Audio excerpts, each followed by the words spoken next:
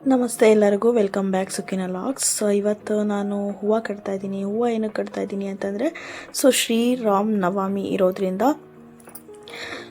ಹೂವು ಕಟ್ಟಿ ನಾನು ಒನ್ ಡೇ ಬಿಫೋರೇ ರೆಡಿ ಮಾಡ್ಕೊಂಡು ಇಟ್ಕೊತಾ ಇದ್ದೀನಿ. ನೋಡಿ 2-3 ಮಾರು ಹೂವು ಆಗಿದೆ. ಸೊ ನೆಕ್ಸ್ಟ್ ನಾನು ಸ್ಟಾರ್ಟ್ ಮಾಡಿದ್ದು ಫೇಸ್ ಪ್ಯಾಕು. ಸೊ ನಾನು ಕಡಲೆ ಹಿಟ್ಟು ಹಚ್ಕೊತಾ ಇದ್ದೆ ಮುಖಕ್ಕೆ. ಅಷ್ಟೊಳಗೆ ನಮ್ಮ ಮನೆಯವ್ರು ಬಂದರು, ಅವರಿಗೂ ಕಡಲೆ ಹಿಟ್ಟು ಪ್ಯಾಕ್ ಮಾಡ್ಕೊಂಡು ಮಾಡ್ತಾಯಿದ್ದೀನಿ. ಸೊ ಅದಾದಮೇಲೆ ನಾನು ಕ್ಯುಕುಂಬರ್ ಈ ಥರ ಮಾಡಿದೆ. ಯಾಕೆ ಅಂತಂದರೆ ಸ್ವಲ್ಪ ಕಣ್ಣು ತುಂಬ ಉರಿತಾ ಇತ್ತು. ನಮ್ಮ ಮನೆಯವರಿಗೂ ಬೇಕು ಅಂದರೂ ಅವರಿಗೂ ಡಿಪ್ ಮಾಡಿದ್ದೀನಿ. ಆಫ್ಟರ್ ಫೇಸ್ ವಾಶ್ ಈ ಥರ ಇದೆ, ಸ್ವಲ್ಪ ಗ್ಲೋ ಆಗಿದೆ, ಫೈನ್ ನಡೆಯುತ್ತೆ. ಸೊ ನಾಳೆ ರಾಮನವಮಿ ಇರೋದ್ರಿಂದ ನಾನು ಕೋಸಂಬರಿ ಮಾಡಬೇಕು. ಅದಕ್ಕೋಸ್ಕರ ನಾನು ಕಾಳನ್ನ ನೆನೆ ಹಾಕ್ತಿದ್ದೀನಿ, ಹೆಸರು ಬೇಳೆ. ಸೊ ಹೆಸರು ಬೇಳೆ ಚೆನ್ನಾಗಿ ತೊಳೆದು ನೆನೆ ಹಾಕಿ ನಾನು ಮಲ್ಕೋಬೇಕು. ನಾಳೆ ಬೆಳಗ್ಗೆ ಬೇಗ ಎದ್ದೇಳಬೇಕು, ಬೇಗ ರೆಡಿ ಮಾಡ್ಕೊಬೇಕು. ಎಲ್ಲರಿಗೂ ಗುಡ್ ನೈಟ್ ಅಂತೇಳಿ ಮಲ್ಕೊಂಡೆ. ಅದಾದಮೇಲೆ ಬೆಳಗ್ಗೆ ಎದ್ದು ಸ್ನಾನ ಮಾಡಿಕೊಂಡು ನಾನೆಲ್ಲ ರೆಡಿ ಮಾಡ್ಕೊತಿದ್ದೆ ಕೋಸಂಬರಿಗೆ. ಸೊ ನೋಡ್ಬೋದು, ಕೋಸಂಬರಿಗೆ ಒಂದೊಂದು ಎಲ್ಲ ಹೆಚ್ಕೊಂಡು ರೆಡಿ ಮಾಡ್ಕೊತಾ ಇದ್ದೆ. ಕ್ಯುಕುಂಬರ್, ಕ್ಯಾರೆಟ್ ಎಲ್ಲ. ಅದಾದಮೇಲೆ ರಂಗೋಲಿಯಿಂದ ಸ್ಟಾರ್ಟ್ ಆಯಿತು. ಮಾರ್ನಿಂಗ್ ರಂಗೋಲಿಯಿಂದ ಸ್ಟಾರ್ಟ್ ಆಗಿದ್ದು, ತೋರಣದಿಂದ, ಮನೆ ಪೂಜೆಯಿಂದ, ಪ್ರಸಾದದಿಂದ, ಕೋಸಂಬರಿ, ಪಾನಕ, ಮಜ್ಜಿಗೆಯಿಂದ.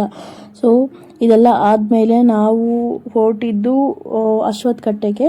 ಸೊ ನೋಡಿ, ನನ್ನ ಔಟ್ಫಿಟ್ ಈ ಥರ ಇದೆ, semi Mysuru silk sari. So ನಾವು ಅಶ್ವತ್ಥ ಕಟ್ಟೆಗೆ ಹೋಗ್ತಾ ಇದ್ದೀವಿ ಅಂತಂದರೆ ಅದರ ಮಹತ್ವ ಏನು ಅಂದರೆ, ನಮ್ಮ ತಾತ ಅಂದರೆ ನಮ್ಮ ಮನೆಯವರ ತಾತ, ಅವರ ಅಪ್ಪರ ಅಪ್ಪ. ಸೊ ಅಶ್ವತ್ಥ ಕಟ್ಟೆ ಕಟ್ಟಿಸಿದ್ರತ್ತೆ ಅಂತ ಹೇಳ್ತಾರೆ.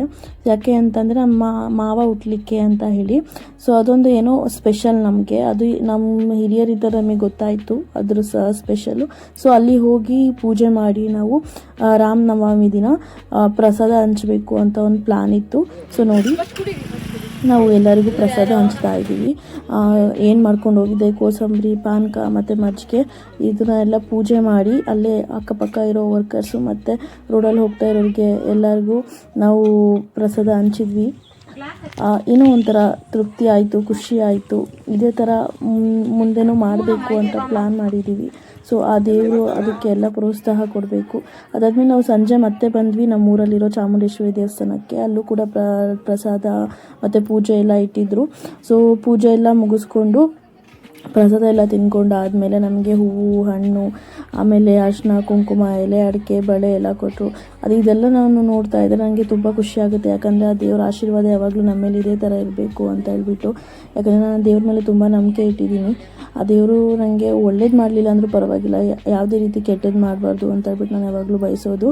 Thank you so much for this.